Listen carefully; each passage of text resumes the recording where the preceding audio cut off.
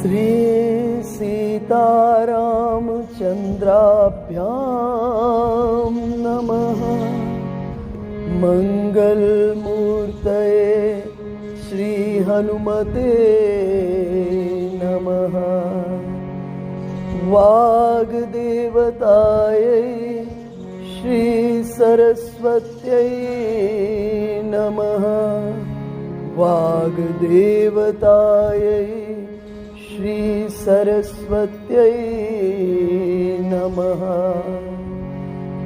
श्री राम शरणं समस्त जगतां, रामं बिना का गति। रामेण प्रतिहन्यते कलिमलं, रामाय कार्यं नमः। रामात्रस्यति कालभीमभुजगो, रामस्य सर्वं वशे। रामस्य सर्वं वशे। रामे भक्तिरखण्डिता भवतु मे। राम त्वमेवाश्रय। राम त्वमेव आश्रय। राम त्वमेवाश्रय। कल के सत्संग सत्र में हम चर्चा कर रहे थे, जब देवताओं ने प्रार्थना की भगवती सरस्वती से कि आप हमारे कार्य को बनाएं, और सरस्वती जी खोजने लगी कि इस कार्य के संपूर्णता के लिए किस प्लेटफॉर्म को खोजा जाए। और सरस्वती जी ने अवध में मंथरा को खोजा। सरस्वती जी ने अवध के भीतर में मंथरा को चुना। कल मैं आपसे चर्चा की थी कि ये जो बुद्धि है ना,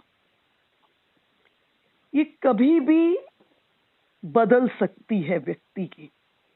इसलिए श्रीमद् भगवद गीता में कृष्णचंद्र ने बहुत सुंदर कहा, मयि एव मन आधत्स्व मयिं बुद्धिं निवेशय निवशिष्यसि मय्येव अतः ऊर्ध्वं न संशय।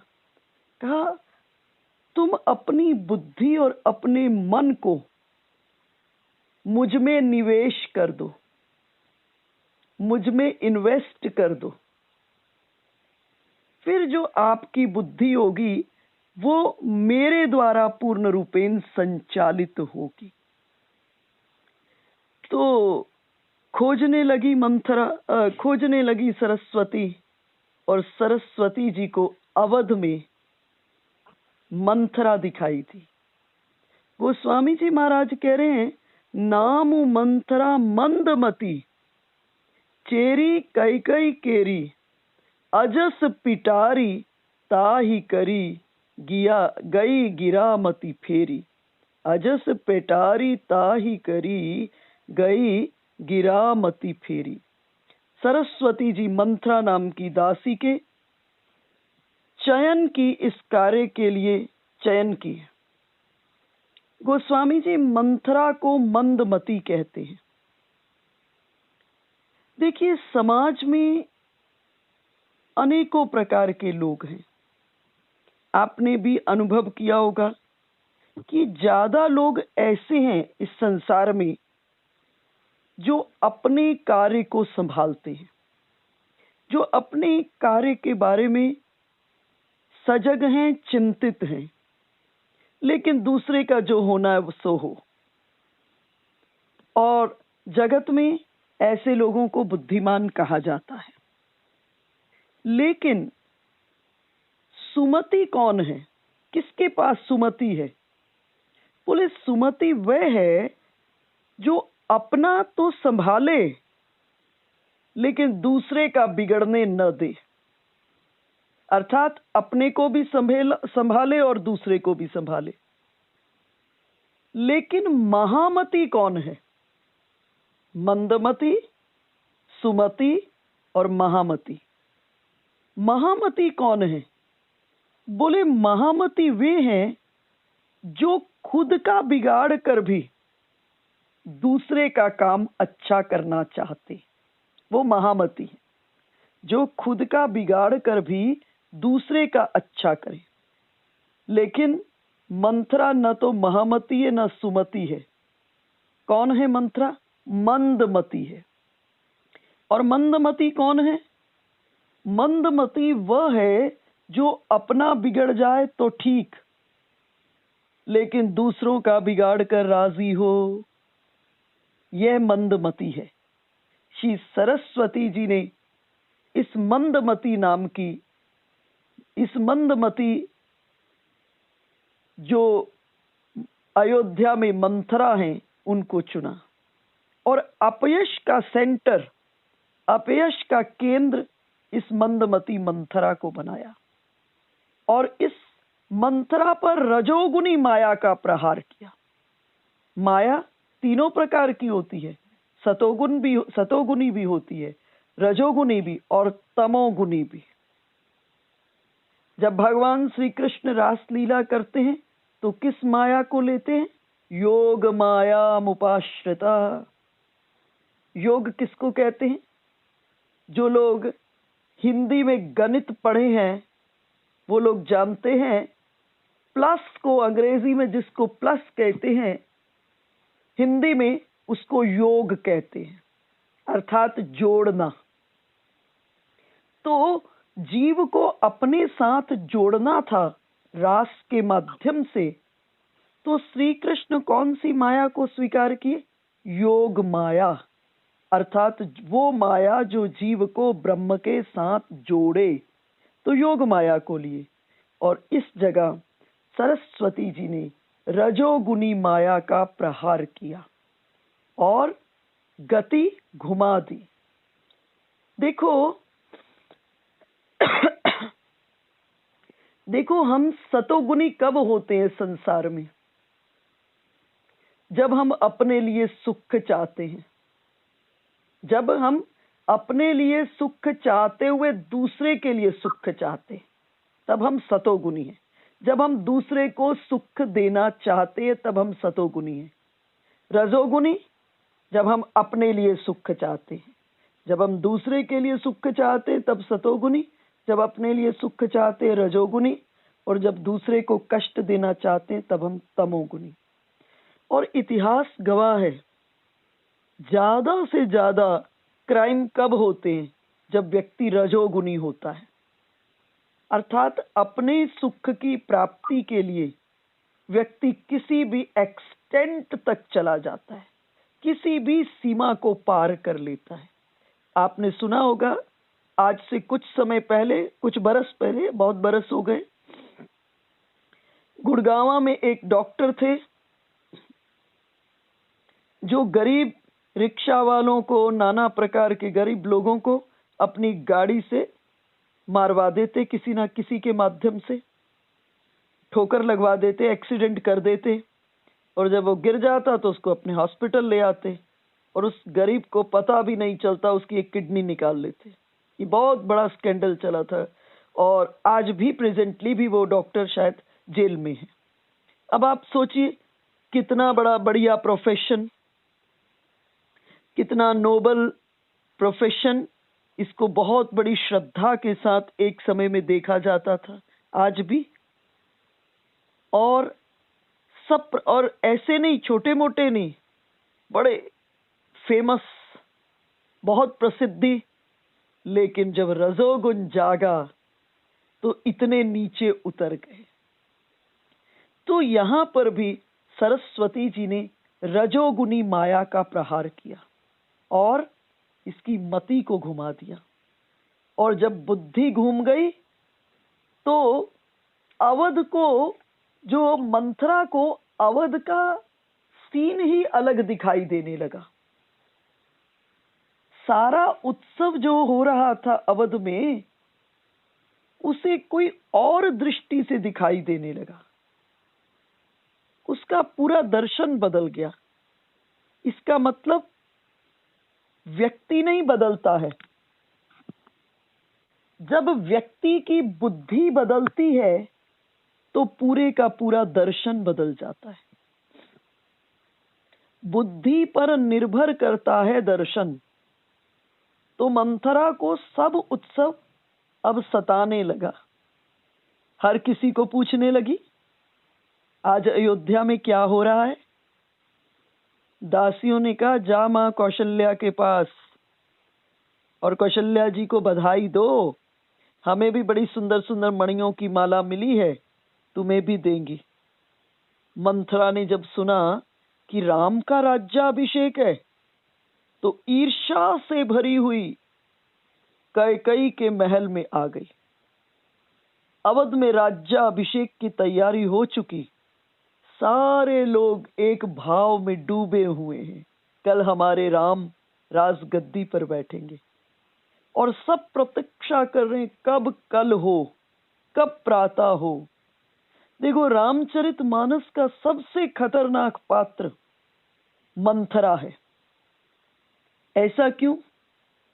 देखो, रावण की तो मृत्यु दिखाई दी कि वे मरा श्री राम के हाथों, लेकिन मंथरा तो कब मरी इसका पता ही नहीं, पूरे मानस में नहीं पता।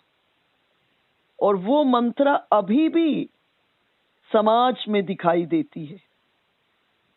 जब समर्पण की जगह स्वार्थ के विचार आते हैं, जब बलिदान की जगह स्वार्थ खड़ा हो जाता है, तब समझना मंथरा पैदा हो गई। तब समझना मंथरा पैदा हो गई। मंथरा कैकेयी के भवन में जाती है और कुछ नहीं बोलती कैकेयी को। प्रारंभ में कैकेयी जी ने कहा, चुप क्यों है आज? कहीं आज फिर लखन ने तुमको डांटा तो नहीं? तुम बहुत बोलती हो, बकबक करती हो सारा दिन, कहीं लखन ने तुम्हें डांट तो नहीं दिया? लेकिन फिर भी मंथरा नहीं बोली। 2-4 बार पूछने पर भी मंथरा नहीं बोली और फिर गहरी सांस लेने लगी। कैकेयी जी तुरंत पूछी, अवध में राम कुशल तो हैं? कैकेयी जी के हृदय में राम के प्रति कितना प्यार था। इतने दिनों से भरत ननिहाल गए हुए, लेकिन भरत की कुशल नहीं पूछी। पूछ रही हैं, अवध के भीतर में राम कुशल से तो हैं। और अब मंथरा को मौका मिल गया। मंथरा ने कहा, आप पूछ रही हैं राम कुशल से तो हैं, तो सुनिए, राम ही छाड़ी कुशल के ही आजू, जे ही जनेसु देह जुबराजू। राम ही छाड़ी कुशल के ही आजू। आज राम को छोड़कर और किसका कुशल है? राम का राज्याभिषेक हो रहा है। और जब मंथरा के मुख से ये सुना तो महारानी कैकेयी प्रसन्न हो गई। सच मंथरा, तेरा कहा यदि कल सच हो गया तो जो मांगेगी सो दे दूंगी।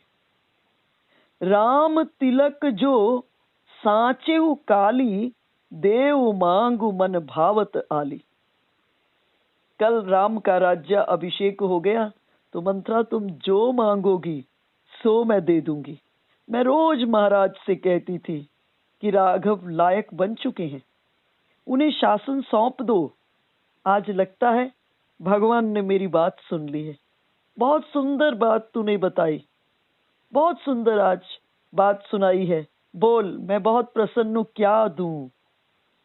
मंथरा ने कहा, महारानी, राम को राजगद्दी मिल रही है, उसमें क्या खुशी की बात है? मंथरा ने पूछा, ये जो राम का राज्य अभिषेक का समाचार मैंने दिया, मुझे ये बताओ, क्या वो तुमको पहले से मालूम था? कैकेयी ने कहा, मंथरा, अगर वो मुझे पहले से मालूम होता तो मैं यहां होती, तो मैं कौशल्या दीदी के पास में होती।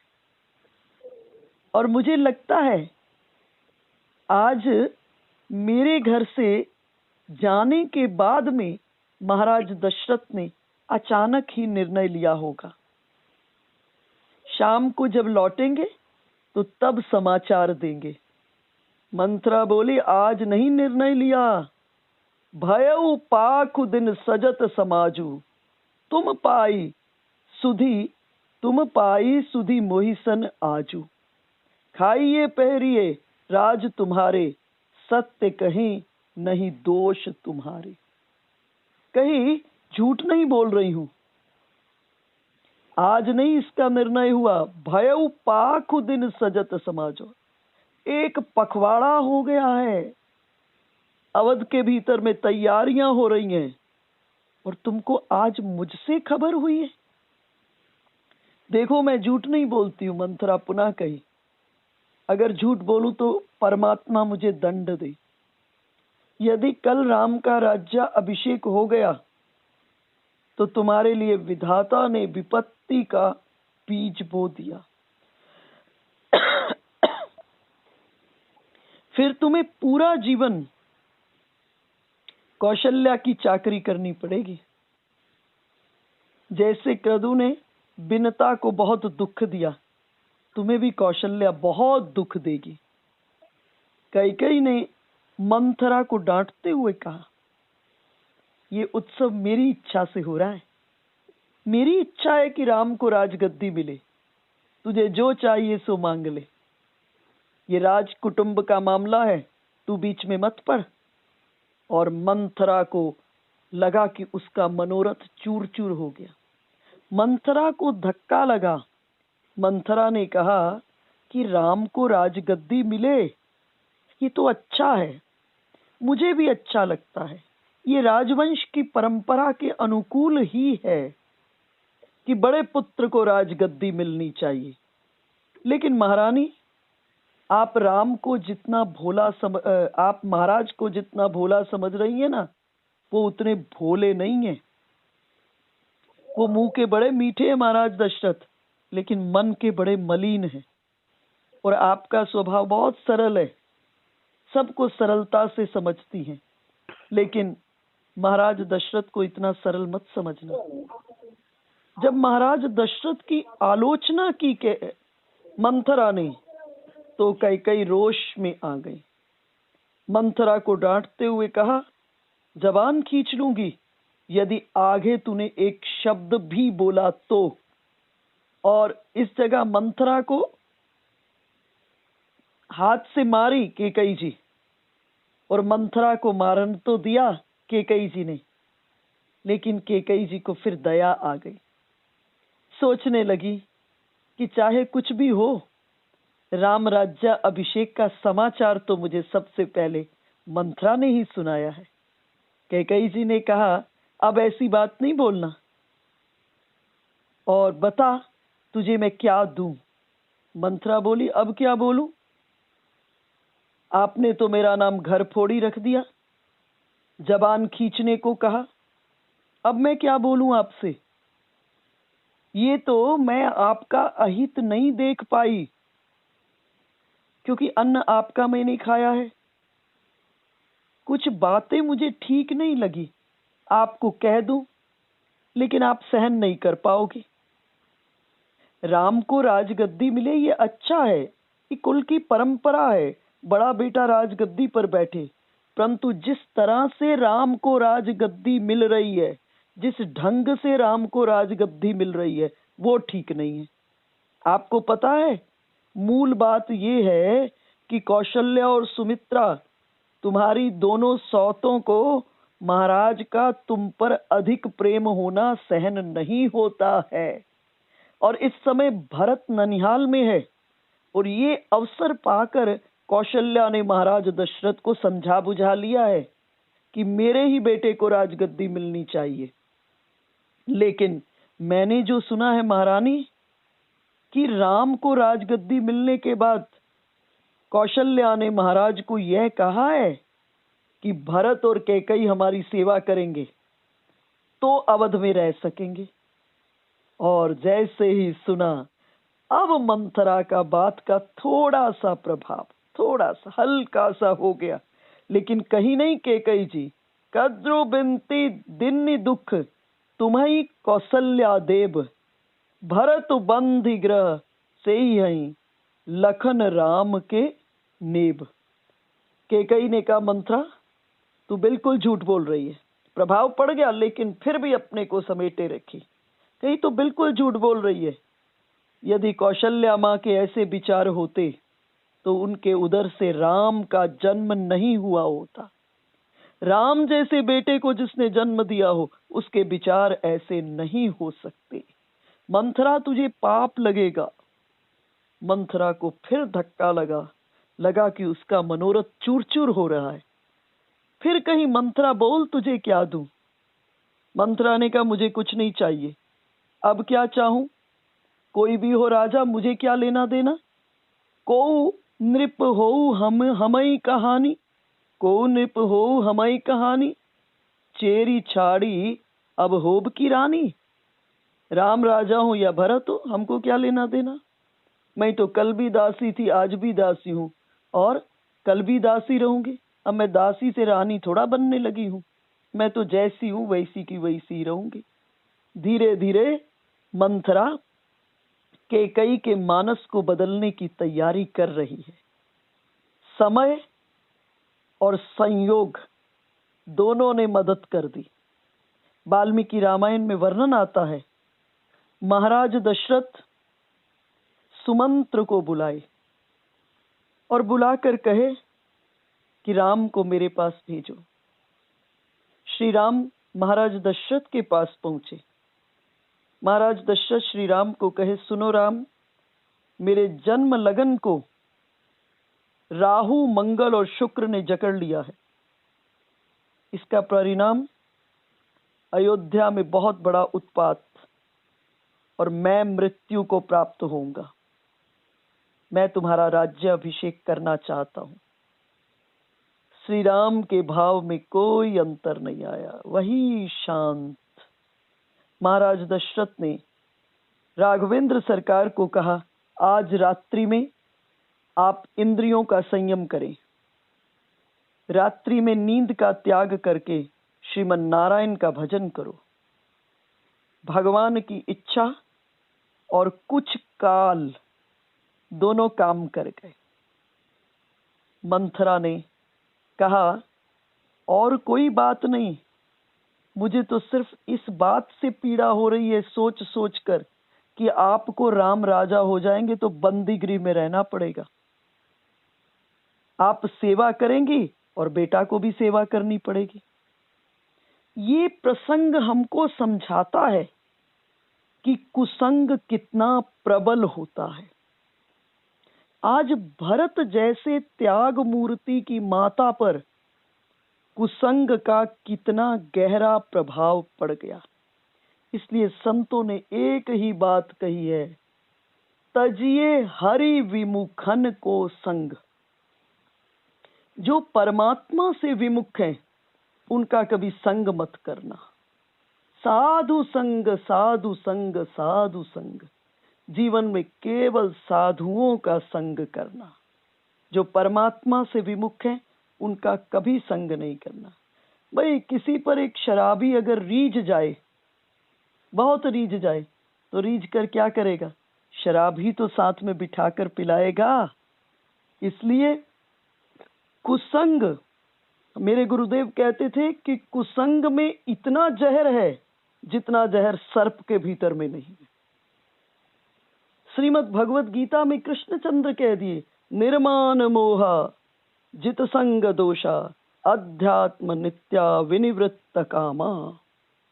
देखो, सत्संग न हो कोई चिंता की बात नहीं, परंतु कुसंग में व्यक्ति न पड़े। और धीरे धीरे कैकेयी के मन बदलने में मंथरा को अब सफलता प्राप्त होने लगी। कैकेयी ने कहा, मंथरा तुम जो कहोगी वही करूंगी। कैकेयी ने यहां तक कह दिया, परऊ कूप तु वचन पर सकहु पूत पति त्यागी। मैं तुम्हारे वचन पर, तुम्हारी कहने पर, तुम्हारी बात को मानकर कुएं में गिर सकती हूँ, क्योंकि तुम ही तो एकमात्र मेरी हितैषी हो इतने बड़े साम्राज्य में। यहां तक कह दी, सकऊं पूत पति त्यागी, पुत्र और पति को भी त्याग सकती हूँ, क्योंकि तू मेरे हित की बात कर रही है। मैं सौत की सेवा नहीं कर सकती, मैं रानी हूं और भरत भी राजकुमार है, हम दास नहीं बनेंगे। मंथरा प्रसन्न हुई कि अब महारानी काबू में आ गई। देखो, मन बड़ा खूबसूरत है, बहुत मन से अच्छा कुछ हो ही नहीं सकता। मेरा व्यक्तिगत अनुभव है कि मन से खूबसूरत कुछ नहीं हो सकता, प्रोवाइडेड मन तुम्हारे अकॉर्डिंग चले। आप मन के अकॉर्डिंग नहीं चलो, मन आपके अनुसार चले। हमारे यहाँ ग्रंथों में एक शब्द आया, विधेय आत्मा, अर्थात आप अपने मन को आदेश देने वाले बनो। और जब मन को आदेश देने वाले बन जाओगे तो फिर क्या होगा, आप जगत के काबू में नहीं आ पाएंगे। और इस जगह मंथरा सफल हो गई। देखा कि महारानी अब काबू में आ गई हैं। कैकई मंथरा के शरणागत हो गई। मंथरा ने कहा, महारानी अभी रात बाकी है, अभी रात बाकी है, एक काम करो, महाराज ने जो 2 वर देने का वचन दिया था वो मांग लो आज। और ध्यान रखना कि जब वचन मांगो तब महाराज के मुंह से यह कहलवा लेना कि तुम्हारे वचन को अगर मैं पूरा न करूं तो मुझे राम की सौगंध से पहले बिल्कुल राजी नहीं होना महारानी। और जब महाराज राम की सौगंध स्वीकार कर लें तब मांगना। कैकई ने कहा, बता क्या मांगू? और मंथरा ने कहा, सुत ही राजु राम ही बनवासु, अपने पुत्र के लिए राज और राम के लिए 14 बरस का वनवास। और कैकई कोप भवन में गई। देखो, निर्णय जीवन में जब भी निर्णय लेना हो तो अपने से बड़े की सलाह लेना, छोटों की बात सुन लेना। ऐसा नहीं कि छोटों की बात सदा खराब है, लेकिन निर्णय जब भी लेना हो तो अपने से बड़ों की मंत्रणा जीवन में जरूर करना। छोटे की बात सुनना, लेकिन मंत्रणा बड़े की करना। बुद्धि से विचार करके बड़े की मंत्रणा में कल्याण है और उस पर चल देना। श्री राम जब समुद्र के किनारे पर खड़े थे, श्री राम विभीषण से पूछे कि इस समुद्र को पार करके लंका कैसे जाएं? विभीषण ने मंत्रणा दी, कहे, प्रभु समुद्र आपका कुलगुरु है, इसलिए विनती करें। इस जगह लक्ष्मण जी कहे, प्रभु आप उचित नहीं कर रहे हो, ये न तो शास्त्र की मर्यादा के अनुरूप है और न ही राजकाज की मर्यादा के अनुरूप है। बिनु भय होए न प्रीत। भगवान इस जगह विभीषण जी की सुने, लेकिन बाद में लक्ष्मण को कहे कि मैं तुम्हारे सिद्धांत को मान रहा हूं। पहले विभीषण जी की मंत्रणा को सुने और बाद में विनती करने के बाद जब 3 दिन बीत गए तब लक्ष्मण जी को कहे, अब मैं तुम्हारे सिद्धांत को मान रहा हूं। और यहाँ कैकई मंथरा के निर्णय को मान रही है। संध्या का समय, आज महाराज दशरथ को निर्णय लेना है कि आज की रात्रि मैं किस रानी के महल में गुजारूं। तब अंततः विचार किए कि सबको तो समाचार है और कैकई के हृदय की सबसे गहरी इच्छा थी कि राम राजगद्दी पर बैठे, तो आज की रात्रि ये समाचार भी दूंगा और कैकई आनंदित हो जाएगी। महाराज दशरथ निर्णय लिए कि आज की रात मैं केकई के महल में गुजारूंगा। और संध्या के समय महाराज दशरथ आनंद के साथ केकई के महल में गए। महल में केकई दिखाई नहीं दी, अंधेरा महल में। पूछे, महारानी कहाँ है? मंथरा ने बताया, महारानी कोप भवन में है।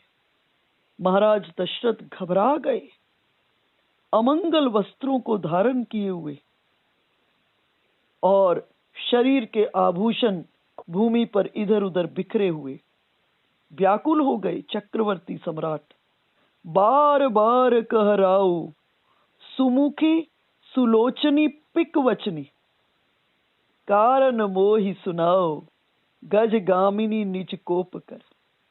बार बार विनती करते हुए संबोधन कर रहे हैं, हे सुमुखी सुंदर मुख वाली, हे सुलोचनी सुंदर नेत्रों वाली, हे पिक बचनी कोयल की तरह मीठा बोलने वाली, मुझे अपने कष्ट का, अपने कोप का कारण बताओ। हे गजगामिनी, अपने क्रोध का कारण बताओ। और जब केकई जी जवाब नहीं दी तो महाराज दशरथ बोल उठे, पूछ उठे, अनहित तोर प्रिया के किन्ना, मेरी प्रिया तुम्हारा किसने अनहित कर दिया है?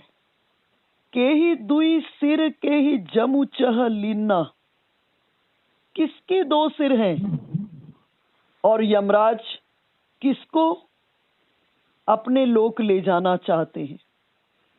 आगे बोल उठे, कहू के ही रंग कही करऊ नरेसु, कहू के ही निपहि दिकासों देसु। मेरी प्रिया मुझे बताओ, आज किस कंगाल को मैं राजा बना दूं? तुम्हारी बात मानकर किस राजा को देश से निकाल दूं? जब इस प्रकार की अहंकार की बातें महाराज दशरथ करने लगे तो परमात्मा हंसे। परमात्मा ने कहा, तुम अपने बेटे राम को ही आज राजगद्दी पर बिठाने जा रहे हो राजा दशरथ। मुझे देखना है कि तुम अपने पुत्र को राजगद्दी पर बिठा भी पाओगे कि नहीं। कह रहे, राजा दशरथ तुम कह रहे हो सकऊं तोर अरि अमरऊ मारियो। कौन तुम्हारा शत्रु जो अमर है उसको मैं मार दूं? कौन तुम्हारा शत्रु जो अमर है मेरी प्रिया उसको मैं मार दूं? परमात्मा फिर हंसे। परमात्मा ने कहा, राजा दशरथ तुम किस अमर को मारोगे? ये बात बहुत दूर की है। अमर को मारने वाला राजा दशरथ आज अर्थ और काम दोनों के हाथों मजबूर हो जाएगा और अंत में उसको मरना पड़ेगा। और इस जगह महाराज दशरथ बोल उठे, जानसी मोर स्वभाव बरोरु, मनु तब आनन चंद चकोरु। हे मेरी प्रिया, तू मेरे स्वभाव को जानती है कि मेरा मन सदा तेरे मुख रूपी चंद्रमा का चकोर है। राम विचार किए कि कभी आपका मन राम रूपी चंद्रमा का के लिए चकोर था, कभी आपका मन राम रूपी चंद्रमा के लिए चकोर था, और आज आपका मुख केकई रूपी चंद्रमा का चकोर है। और आगे बोल उठे, क्या बोल उठे? प्रिया प्राण सुत सर्वस तोरे, परिजन प्रजा सकल बस तोरे, जो कछु कहूं कपट करि तोहि, भामिनी राम सपत सत मोहि। प्रिया प्राण सुत सर्वस मोरे।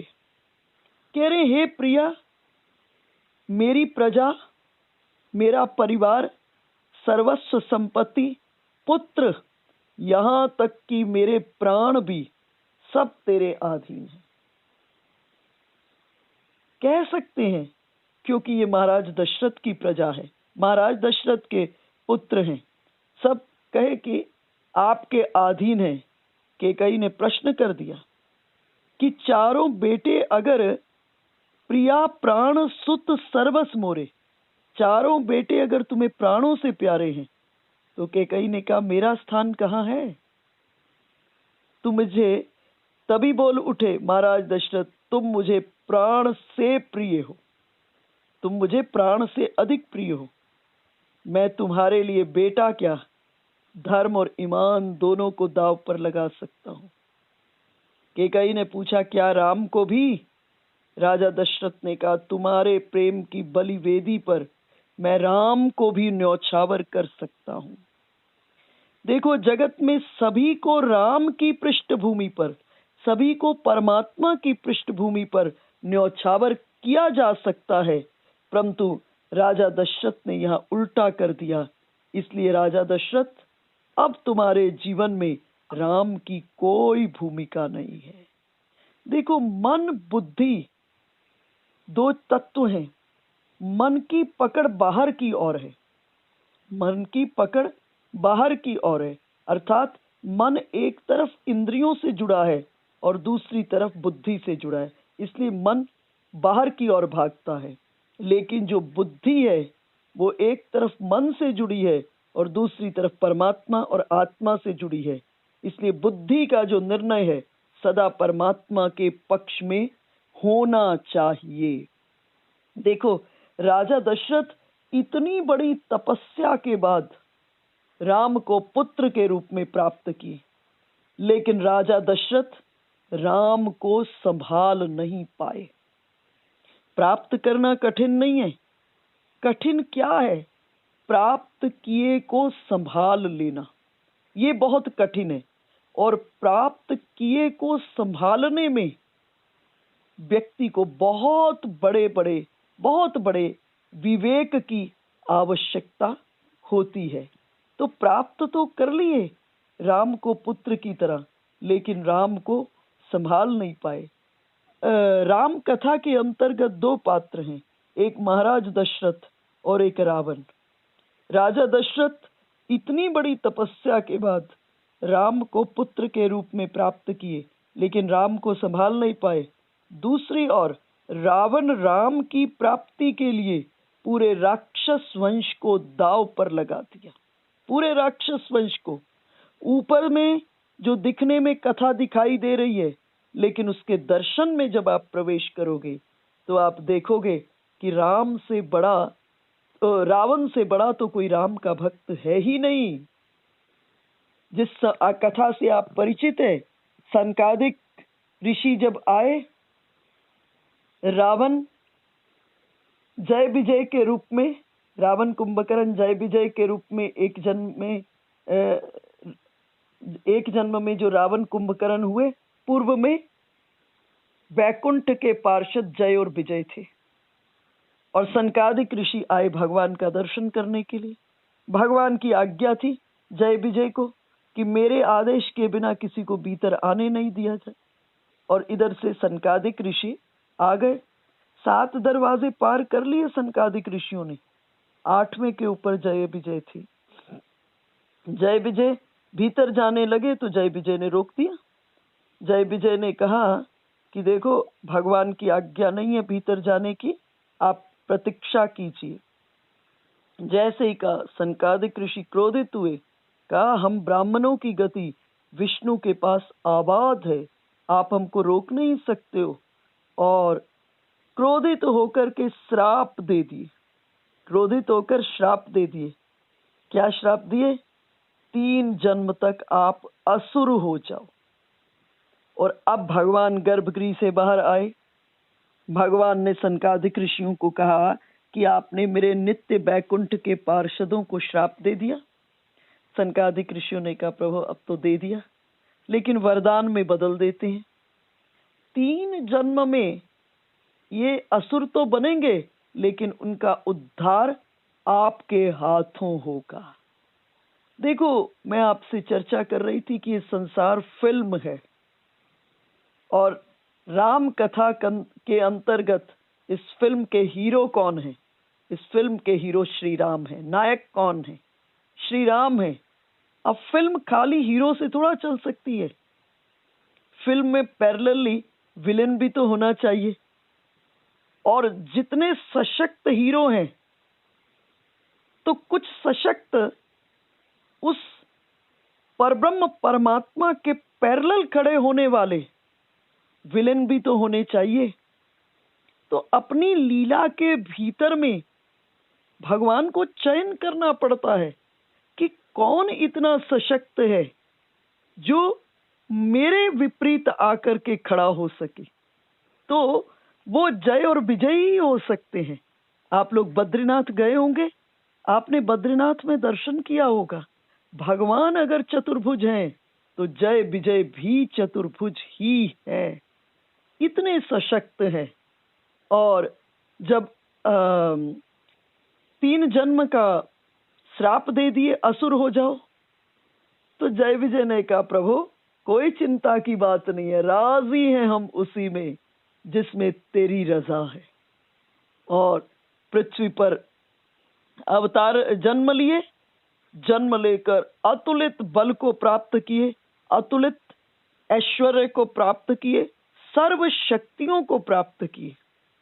और श्री राम तो बहुत बाद में आए, श्री राम बहुत बाद में अवतार हुआ, रावण बहुत पहले आ गए, बहुत पहले आ गए रावण। शक्ति अपार, ऐश्वर्य अपार।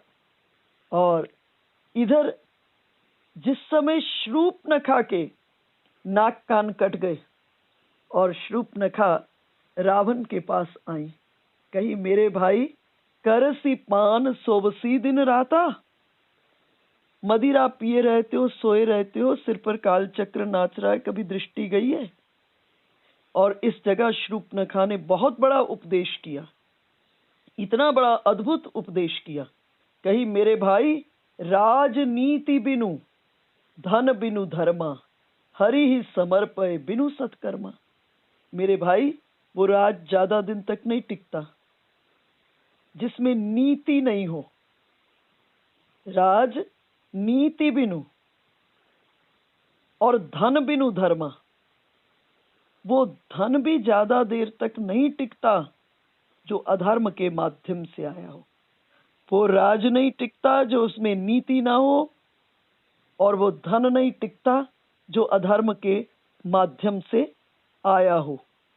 और इस जगह कही कि मेरे भाई उस कर्म को कैसे सत्कर्म करोगे जो श्री हरि को समर्पित न किया गया हो। राजनीति बिनु धन बिनु धर्मा, हरि ही समर्पय बिनु सत्कर्मा।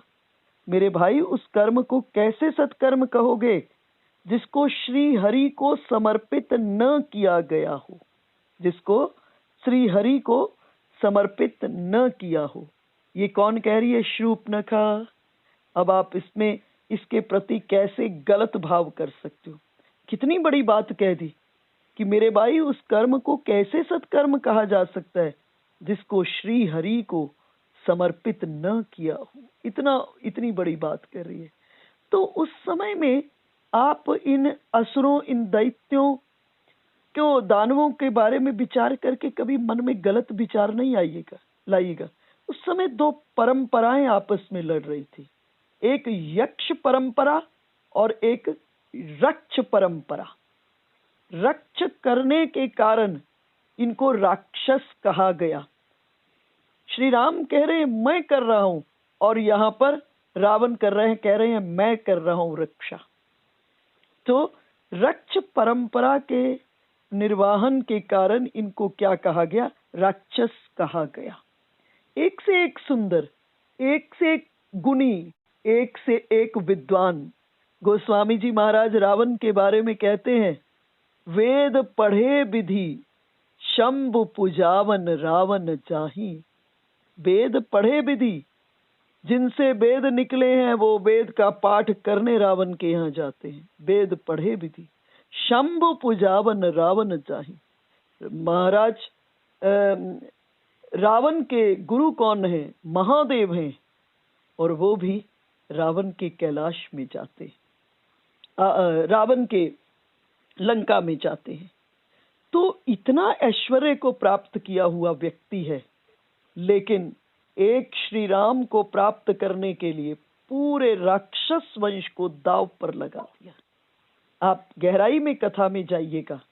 जिस समय शूर्पणखा ने आकर के इस प्रकार से उपदेश किया, उस रात सो नहीं पाया रावण और विचार किया, खरदूषण का वध हो गया है। खरदूषण मौसम बलवंता, मेरे समान बलवान है, और इनका वध भगवान को छोड़कर अन्यत्र किसी के द्वारा नहीं हो सकता। इसका मतलब स्पष्ट हो गया कि मेरे इष्ट देव का अवतार हो गया है। तामसी मेरी वृत्ति है, मैं भजन करके नहीं, लेकिन इष्ट देव को प्राप्त करूंगा। और उसी रात्रि के भीतर में निर्णय ले लिया। गोस्वामी जी महाराज कह रहे, कहां से निर्णय ले रहा है? कह रहे मन क्रम वचन, मन से प्रारंभ कर रहा है, सिद्धों की रहनी है।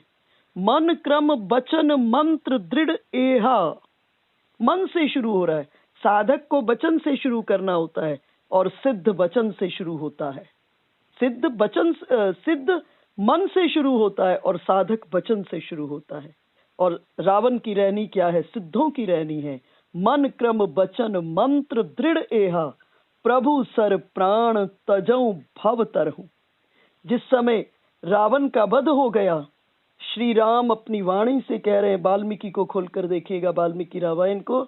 श्री राम कह रहे हैं, आज पृथ्वी पर से बहुत बड़ा देवता विदा हो गया।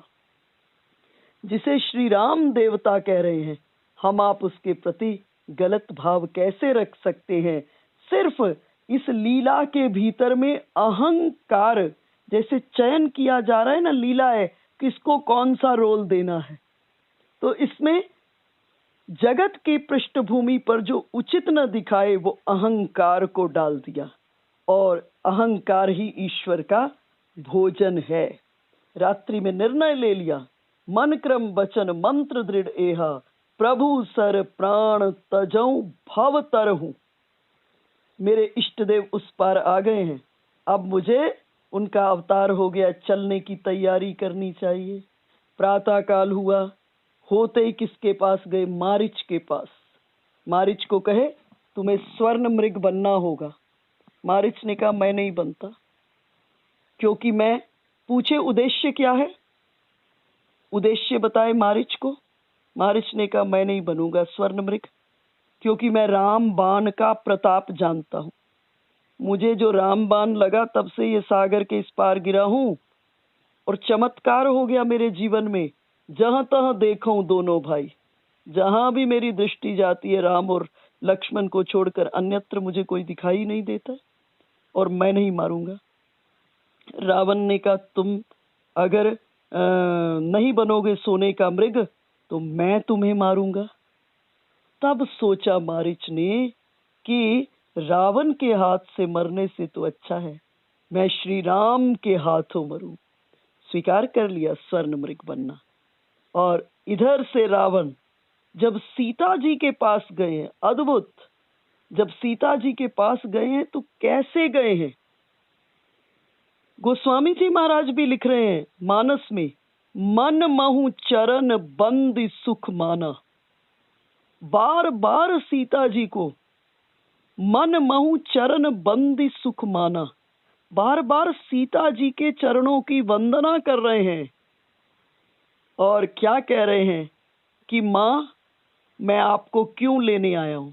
माँ शब्द संबोधन किया है, माँ मैं आपको क्यों लेने आया हूं। माँ मैं आपको इसलिए लेने आया हूं, आपको ले जाऊंगा तो प्रभु जल्दी आएंगे। और माँ आप पृथ्वी की बेटी हैं, मैं आपको अकेले नहीं ले जाऊंगा, आपको मैं आपकी माँ के साथ ले जाऊंगा।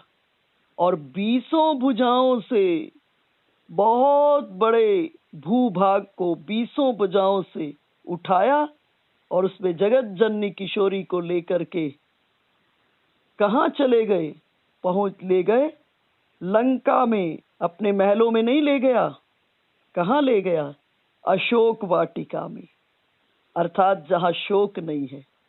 और वहां पर मणिमय मंदिर को निर्माण करके वहां पर सीता जी की प्रतिष्ठा कर दी, सीता जी की प्रतिष्ठा कर दी। और इधर बहुत दिन हो गए सीता जी को लाए हुए, राम आए नहीं। घबरा गया रावण और घबराकर अपने ही अंतरंग में बैठे हुए श्री राम से बात कर रहा है।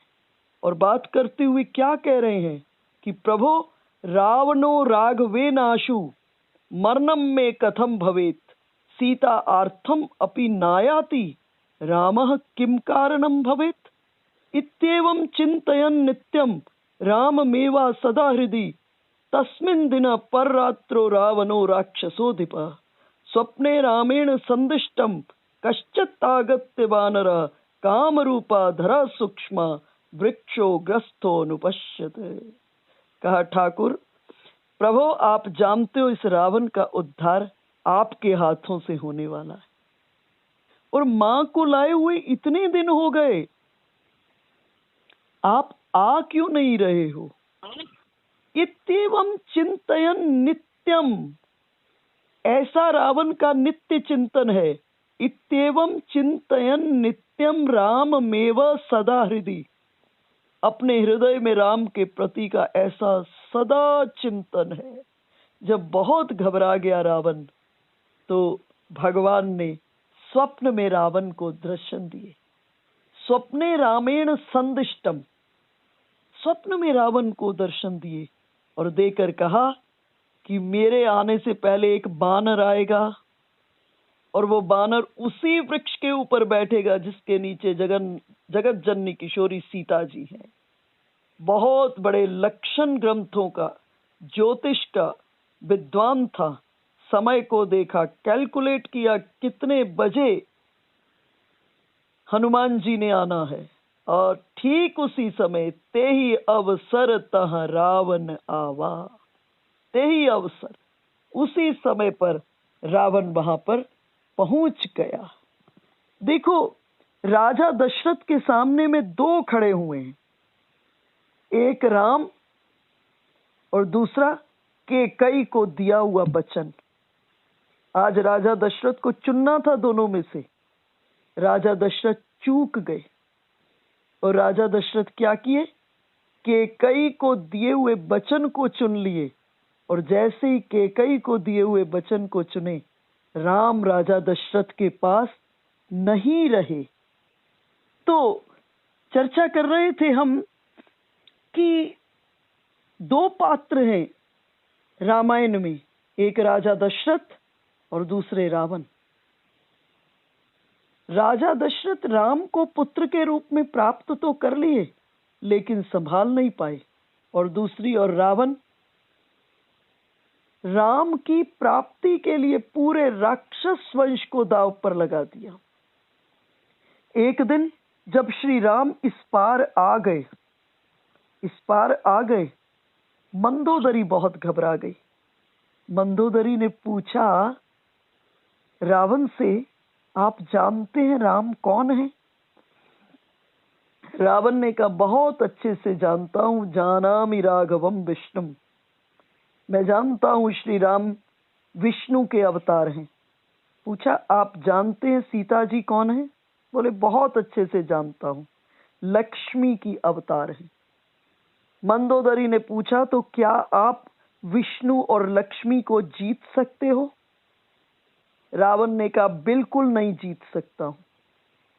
मंदोदरी ने कहा जब आप जानते हो नहीं जीत सकते हो तो प्रभु शरणागत वत्सल हैं, श्री राम शरणागत वत्सल हैं, वो आपके अपराध को भुला देंगे और ऐसा करें कि आप सीता जी को श्री राम को समर्पित कर दें और लंका का अखंड राज करें। इस जगह रावण ने कहा मेरी पत्नी तू बहुत भोली है, तुम्हारी बात को मानकर श्री राम की शरण में जाने में मुझे कोई कठिनाई नहीं है, लेकिन मंदोदरी मेरी बात मानकर ये जो हमारा राक्षस वंश है ये नहीं जाएगा। और सुनो, लंका का राज मुख्य नहीं है, मुख्य आज वो सौभाग्य की प्रभात आ गई है। त्रिभुवन सुंदर ठाकुर ने हमारे उद्धार का मार्ग खोल दिया है। क्या तुम चाहती हो प्रभु के बढ़ाए हुए हाथ को मैं ठुकरा दूं? आज हमारे कुल के उद्धार का समय आ गया है। क्या तुम चाहती हो मैं प्रभु के उठाए हुए बढ़ाए हुए हाथ को ठुकरा दूं और इस जगह कहे, मेरी पत्नी, ये जो संसार है ना, इसे भवसागर कहा गया, इसे भवसागर कहा गया। और इस भवसागर का मैं कुशल तैराक हूं, छोटा मोटा तैराक नहीं हूं, कुशल तैराक हूं। और वाना लोभ निज रोष मनंग जालम, संसार सागर मतित्य हरिम ब्रजा। कहे कि इस संसार सागर का, इस संसार को भवसागर कहा गया और इस भवसागर का मैं कुशल तैराक हूं। 1.25 लाख नाती और इतने इस युद्ध के भीतर में मर गए, लेकिन रावण की आंख से एक आंसू नहीं गिरा, एक आंसू नहीं गिरा। कहा मैं कुशल तैराक हूं, लेकिन मेरी पत्नी, सागर में एक घास होती है जिसका नाम सेमार होता है, और कुशल से कुशल तैराक जब इस घास में उलझ जाता है तो उसे मरना पड़ता है, उसे डूबना पड़ता है। देखो मेरी पत्नी, अभी तक मैं नहीं डूबा हूं, लेकिन कभी भी मैं इसमें उलझ सकता हूं। ये स्त्री पुत्र बच्चे, इनके ममता की लहरें, ये धन पद प्रतिष्ठा की और ममता की लहरें, ये संसार सागर का सेमार है, ये कभी भी मुझे डुबो सकता है। प्रभु उस पार आ गए हैं। क्या मैं प्रभु का बढ़ाया हुआ हाथ छोड़ दूं, ठुकरा दूं? मंदोदरी ने जब रावण के इस उदात्त भाव को सुना, नेत्रों से आंसू बहने लगे। कहे, मेरे पतिदेव, आप श्री राम के इतने बड़े भक्त हो, मुझे तो इसका ज्ञान ही नहीं था। और जब राम रावण युद्ध शुरू हुआ, रावण ने वकायदा एक क्लास लगाई, वकायदा क्लास लगाई, और क्लास लगा के कहा सभी के सभी असुरों को, दैत्यों को, देखो ये हमारी अंतिम यात्रा है, ये हमारी अंतिम यात्रा है, और इसमें चित्त की वृत्तियों का केंद्रीकरण केवल श्री राम पर होना चाहिए। इसमें चित्त की वृत्तियों का केंद्रीकरण केवल श्री राम पर होना चाहिए। युद्ध जीतना उद्देश्य नहीं है, इस युद्ध में उद्देश्य चित्त की वृत्तियों का केंद्रीकरण केवल श्री राम पर होना चाहिए। राम रावण युद्ध हुआ, और युद्ध के बाद राघवेंद्र सरकार इंद्र को आदेश किए, दोनों दलों पर स्वर्ग से अमृत की वृष्टि करो। और इंद्र ने स्वर्ग से दोनों दलों पर अमृत की वृष्टि की, और इस अमृत की वृष्टि के फलस्वरूप केवल बानर बानर जीवित हुए, दैत्य एक भी जीवित नहीं हुआ। क्यों नहीं हुआ?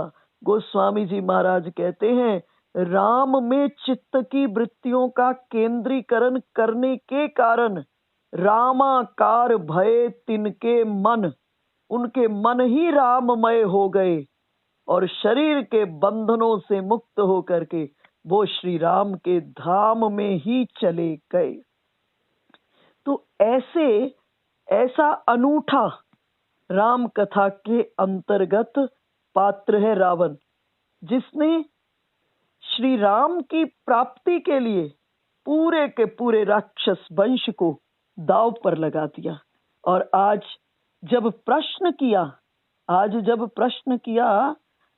अंतिम प्रश्न किया कि मेरा स्थान कहां पर है, तो कहा कि तुम मुझे अपने पुत्रों से भी अधिक प्रिय हो, मेरा स्थान कहां है?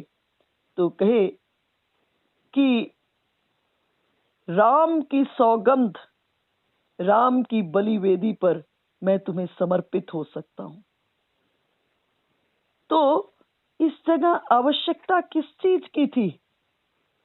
राजा दशरथ को चुनना था, थोड़ा सा चूक गए। राजा दशरथ कहे कैकेयी को कि तुम्हारे प्रेम की बलि वेदी पर मैं राम को भी न्यौछावर कर सकता हूं। सभी को राम की पृष्ठभूमि पर न्यौछावर किया जा सकता है, परंतु महाराज दशरथ ने उल्टा कर दिया।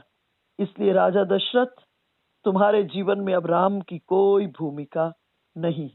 देखो, बुद्धि का निर्णय जीवन में सदा परमात्मा के पक्ष में होना चाहिए। और जब राजा दशरथ ने श्री राम की सौगंध ले ली, अब कैकेयी प्रसन्न हो गई और कही, मांगू मांगू पै कहऊ पिय, कबहू मांगू मैं कहऊ पिय, कबहू न देहु लेहु। कैकेयी सुनकर जब राम की सौगंध स्वीकार कर लिए, तब कैकेयी भीतर ही भीतर आनंदित हुई। राजा दशरथ को कही, मांगू मांगू पै कहऊ पिय, कबहू न देहु न लेहु, देन कहेउ बरदान दुई, तेउ पावत संदेहु। हे प्रियतम, आप मांग मांग मुझे कहते तो है मांगो मांगो, परंतु कभी कुछ देते लेते नहीं हो।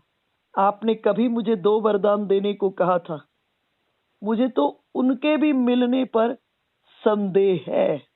और राजा ने कहा, अब मैं, महाराज दशरथ ने कहा, अब मैं तुम्हारा मर्म समझा। मेरी प्रिया, मान करना तुम्हारा स्वभाव है और वो तुम्हारी धरोहर मेरे पास पड़ी हुई है। तुमने कभी मांगा ही नहीं और मेरा स्वभाव बड़ा भुलक्कड़ है, और आज तुमने मुझे स्मरण करा दिया है और मुझसे कुछ मांगो। महाराज दशरथ कहे, रघुकुल रीति सदा चली जाए आई, प्राण जाऊं बरु बचनु न जाए। कहे, रघुवंश की ये अनादिकाल से, रघुवंश जब से है उसकी रीति है, प्राण भले ही चले जाए पर बचन नहीं जाता। और इस जगह समय अनुकूल लगा, महाराज दशरथ को देखी और कैकेयी अब मांग दी। कैकेयी क्या कही, सुनहु प्राण प्रिय भावत जी का, देहु एक बर भरत ही टीका। हे प्राण प्रिय प्रियतम, सुनिए, पहला बर तो मुझे दीजिए, भरत को राजगद्दी। सुना महाराज दशरथ व्याकुल हुए, इस बात से नहीं कि वो भरत को राजगद्दी देंगे, तो उसमें व्याकुलता और कुछ नहीं थी।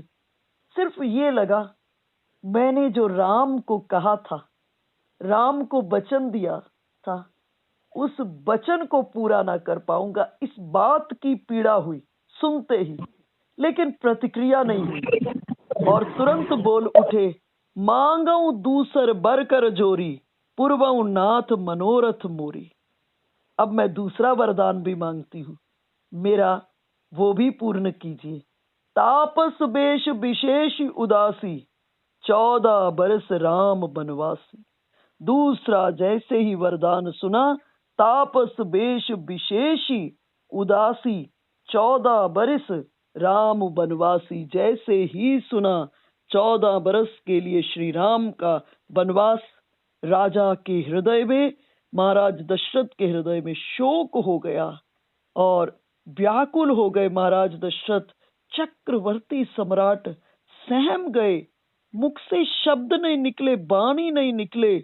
और इस जगह महाराज दशरथ सोचने लगे, जैसे योग सिद्धि का बेला आ जाए जति के जीवन में, योगी के जीवन में योग सिद्धि की बेला आ जाए और उसी समय अविद्या आकर के उसको नष्ट कर दे। बिल्कुल ऐसा ही मेरे साथ हुआ। कवने अवसर का भयऊ, गयऊ नारी विश्वास। ये क्या हो गया जिस पर मैंने इतना विश्वास किया, मैं तो विश्वास करके खत्म हो गया। व्याकुल हो गए और महाराज दशरथ की ऐसी बुरी स्थिति, सोच रहे हैं ये दुर्बुद्धि कैकेयी के मन में उपजी कहां से, और व्याकुल हो गए। और कैकेयी महाराज दशरथ की स्थिति को देखकर क्रोधित होकर के बोली, क्या भरत आपके पुत्र नहीं है? क्या मैं आपकी पत्नी नहीं हूं विवाहिता? और जो मेरी बात को सुनकर के आप इतनी सहम गए हो, इतने घबरा गए हो, और वरदान को देना है तो हां कीजिए, नहीं देना तो ना कीजिए। आप सब लोग तो रघुवंश में सत्य प्रतिज्ञ प्रतिज्ञा वाले बहुत प्रसिद्ध हैं। जब आपने 2 वरदान देने को कहा था तो अब उनको दीजिए, और अगर नहीं देना तो ना दीजिए। शायद आप वरदान दे करके सोच रहे होगे कि मैं कोई छोटी मोटी वस्तु मांग लूंगी, जाने ले है मांगी चबेना, मैं कोई छोटी मोटी वस्तु को मांग लूंगी। और इस जगह व्याकुल हो गए महाराज दशरथ। महाराज दशरथ अपने को संयत करते हुए कैकेयी को समझाए, सुनो, लोभु न राम ही राजु कर, बहुत भरत पर प्रीति, मैं बड़ छोट विचार जिए, करत रहूं नृपनीति। सुनो कैकेयी, राम को राजगद्दी का जरा सा भी लोभ नहीं है, और राम की भरत पर विशेष प्रीति है, बहुत प्रेम है। मैं ही अपनी बुद्धि से, राजा की बुद्धि से नाप तोल कर कि बड़े को राजगादी मिलनी चाहिए, इसलिए मैंने राम के राज्य अभिषेक का निर्णय लिया। और राम की 100 बार सौगंध खा करके मैं कहता हूं कि राम की माता कौशल्या ने कभी भी मुझे इस बारे में कुछ नहीं कहा। और क्रोधित हो गई कैकेयी और क्या कही, राम साधु तुम साधु सयाने। आपका राम भी साधु है और आप भी साधु हैं, सयाने हैं। राम मातु भली सब पहचाने। राम की माता भी भली है, लेकिन मैंने सबको पहचान लिया है। जस कौशिला मोर भल ताका, तस फलु उन्हीं देहु करी साका। जैसा मेरे साथ कौशल्या ने किया है, अब मैं भी वैसा ही करूंगी, वैसा ही फल देऊंगी। होत प्रात मुनि बेश धरी, जो न राम बन जाहि, मोर मरन राउर अजस, नृप समुझई मन माहि। अगर सवेरा होने पर मुनियों का वेश धारण करके राम वन को नहीं जाते हैं तो राजन समझ लीजिए मेरा मरा हुआ मुंह आप देखेंगे और जगत में आपका अपयश हो जाएगा। राजा दशरथ व्याकुल हो गए, मुख से वाणी नहीं निकलती, अपने आप को बड़ा संयत करते हुए व्याकुल होकर दुखी स्वर में कह रहे हैं, तू मेरा मस्तक मांग ले, लेकिन तू मुझे राम के विरह में मत मार। जिस प्रकार से हो सके तू राम को रख ले, नहीं तो जीवन भर तेरी छाती जलेगी, जीवन भर तू व्याकुल होगी। लेकिन कैकेयी भावी प्रबल, नहीं, राम ही ऐसा चाहते हैं, राम जैसा चाहते हैं, इस जगत में वैसा ही होता है। इस कथा से हमको आश्वासन लेना चाहिए कि ये वो भूमि है, ये पृथ्वी, ये जमीन, ये वो भूमि है जहां, ये वो भूमि है जहां हम सांस ले रहे हैं। उस भूमि पर ब्रह्म के पिता के मनोरथ भी चूर चूर हुए हैं। यहाँ ब्रह्म के बाप को भी रोना पड़ा है, ये वो भूमि है। और राजा दशरथ अर्धमूर्छित अवस्था पे पृथ्वी पर पड़े हुए हैं। कैकेयी अपनी ही बात को बार बार और सुनते सुनते महाराज दशरथ मूर्छा में चले गए। नियम था, महाराज दशरथ चौथे प्रहर में नित्य प्रति जाग जाते थे। अवध में जय जयकार हो रही है, सब नए नए वस्त्र पहन करके निकले हैं और सब चौथे प्रहर में आज जग गए हैं कि राम का राज्य अभिषेक है। महाराज दशरथ भी चौथे प्रहर में जग जाते हैं। संकेतात्मक विषय है, चौथेपन में आसक्ति से जीव को जाग जाना चाहिए। अगर आसक्ति से नहीं जागेगा जीव तो अनंत जन्मों की यात्रा अस्त व्यस्त हो जाती है। महाराज दशरथ के पास सुमंत्र आए। वशिष्ठ जी कहे सुमंत्र को कि महाराज दशरथ चौथे प्रहर जाग जाते हैं। द्वार पर आकर चारण भाट बंदीगण आकर के जय जयकार कर रहे हैं। महाराज वशिष्ठ सुमंत्र जी को आदेश दिए, जाओ जगाओ महाराज को, कीजिए काजू रजाय सुपाई। उनकी आज्ञा पाकर के हम आगे के कार्य में लगते हैं। और सुमंत्र महाराज दशरथ के पास पहुंचते हैं। देखे महाराज दशरथ पूछे कैकई से, मंथरा से पूछे कहाँ है? कहे कोप भवन में। गए वहां, कैकई को देखे, पूछे हमारे अन्नदाता कहां पर हैं? परी न राजहि नींद, कैकई कह रही है सुमंत्र जी को, परी न राजहि नींद निसी, हे तू जान जगदीश, राम राम रटी भोर किए, कही न मरम महीस। महाराज रात भर सोए नहीं, नींद नहीं आई।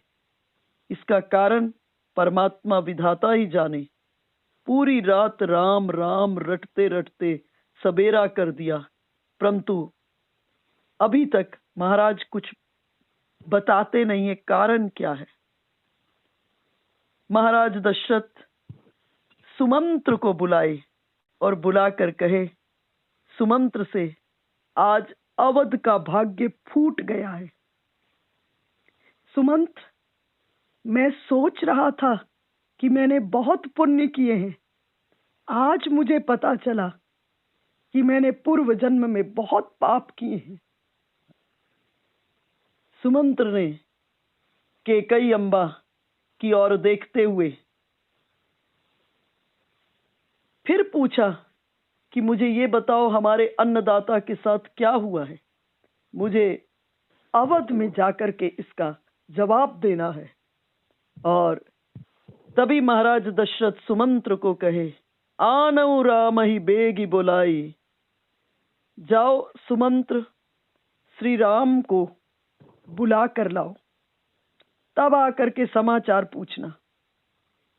राजा की मनस्थिति को देखकर सुमंत्र जी चल दिए, समझ गए कि महारानी ने कुछ चाल चल दी है, कुछ चाल ऐसी चल दी है जिसके कारण व्याकुल हैं।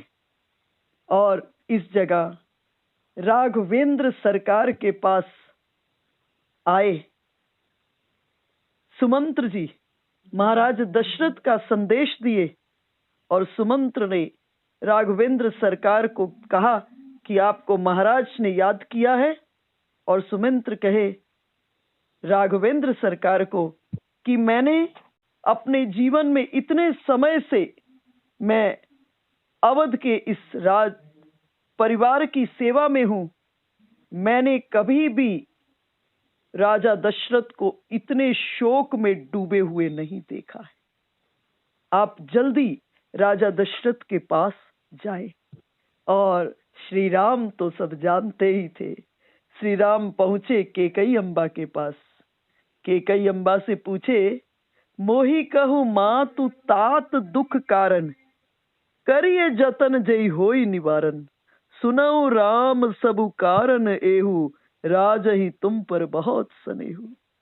मां, मुझे मेरे पिता के दुख का कारण बताओ। करिए जतन जय होई निवारण, आदेश कीजिए मैं उसका अभी निवारण करूं। कैकई श्री राम को कही, मेरे पुत्र, महाराज का दुख का कारण आप हैं। राजई तुम पर बहुत स्नेहु, महाराज का आपसे बहुत स्नेह है। श्री राम कहे, ये तो एक पुत्र के लिए सौभाग्य की बात है कि पिता का उस पर सबसे ज्यादा स्नेह हो, पिता का उस पर बहुत स्नेह हो। और तब महारानी ने कहा कि तुम्हारे पिता ने मुझको 2 वरदान दिए थे और उन्हीं 2 वरदानों को जो मुझे अच्छा लगा मैंने मांग लिया। और उनको जैसे ही मैंने मांगा, राजा व्याकुल हो गए और इनके मन में आपके प्रति बड़ा संकोच हो रहा है। इस जगह राघवेंद्र सरकार कहे, सुनो जननी, यहाँ जननी शब्द प्रयोग किया है। यह जननी शब्द केकई अम्बा के लिए उपयोग किया है। सुन जननी सोई सुत बड़ भागी, जो पितु मातु बचन अनुरागी, तनय मातु पितु तोष निहारा, दुर्लभ जननी सकल संसारा। हे माता सुनो, वही पुत्र सबसे भाग्यशाली है जो माता पिता के वचनों को पूरा करने वाला हो, पालन करने वाला हो, माता पिता के वचनों में जिसको अनुराग हो, माता पिता को जो संतुष्ट करने वाला पुत्र हो। हे जननी, वही पुत्र सबसे सौभाग्यशाली है। और दुर्लभ जननी सकल संसारा, हे जननी सारे संसार में ये दुर्लभ है। और इस जगह केकई अम्बा बोल उठी, भरतु प्राण प्रिय पावहि, कही कि भरत को मैंने 14 राजगादी और आपके लिए 14 बरस का वनवास मांगा है। जैसे ही कहा आनंदित, और कहीं भरत, श्री राम बोल उठे, भरत प्राण प्रिय पावहि राजू, विधि सब विधि मोहि सन्मुख आजू। भरत को राजगादी प्राप्त होगी, भरत मुझे प्राण प्रिय है। ये सुनकर माँ मुझे प्रसन्न कर दिया, और मेरे लिए 14 बरस का वनवास, इससे बढ़िया कौन सी प्रसन्नता हो सकती है। लगता है आज विधाता ने सब मेरे अनुकूल कर दिया है, सब अनुकूल कर दिया है। और बात सरल हो, मतलब वातावरण सहज हो जाए, सहज हो जाए। तो श्री राम कहे, नहीं माँ, ये बात नहीं हो सकती, इतनी बात मेरे पिता को नहीं पीड़ा दे सकती। सत्य मुझे बताओ, कौन सा दुख मेरे पिता को है, सत्य बताओ, ये बात नहीं हो सकती, कोई और बात है, बताओ।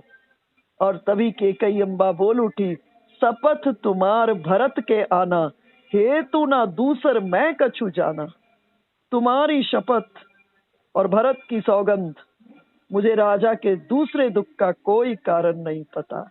और इसके बाद राघवेंद्र सरकार महाराज दशरथ के पास आए, और महाराज दशरथ के पास आकर जो चर्चा हुई, और कैसे वनवास हुआ, और वनवास के बाद कैसे भगवान निषादराज गंगा को पार किए, निषादराज गुरु से मिले, केवट प्रसंग इत्यादि की चर्चा कल के सत्संग सत्र में करेंगे।